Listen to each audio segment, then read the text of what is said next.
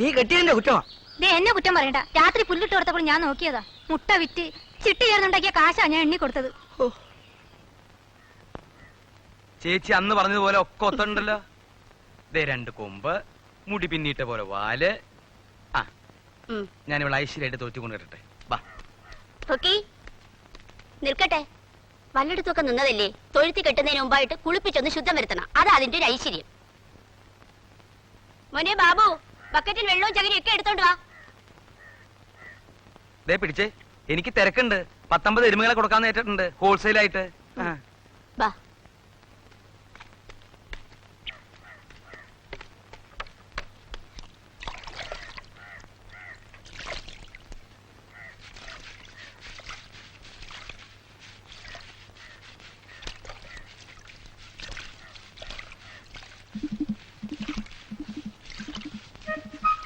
ഭഗവാനെ, പുള്ളി പശു എന്താ വെള്ള പശു ആകുന്നത്? കരിയിളകി വരുന്നല്ലോ അമ്മേ.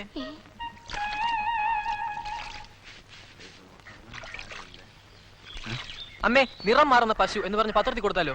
മിണ്ടാതിരിക്കടാ. എല്ലാം ദൈവത്തിന്റെ ഒരു കളിയെന്ന് വിചാരിച്ചാ മതി. ദൈവത്തിന്റെ അല്ല, എല്ലാം മനുഷ്യന്റെ കളിയാ. നോക്കിയിരിക്കാൻ പോയി പിടിക്കണോ? നിങ്ങളാരാ എന്റെ പശുവിനെ തൊട്ടു പോരുത്. എന്റെ പശു നാട്ടിൽ കാണുന്ന നാൽക്കാലികളെയൊക്കെ മോട്ടിക്കാൻ നടക്കുക അല്ലേടി? തോന്നിയാസം പറഞ്ഞാലുണ്ടല്ലോ. നിനക്ക് ചെയ്യാമെങ്കിലേ എനിക്ക് പറയാം. പശുവിനെ തൊട്ട് വരുത്. കാശ് കൊടുത്ത പശുവാ.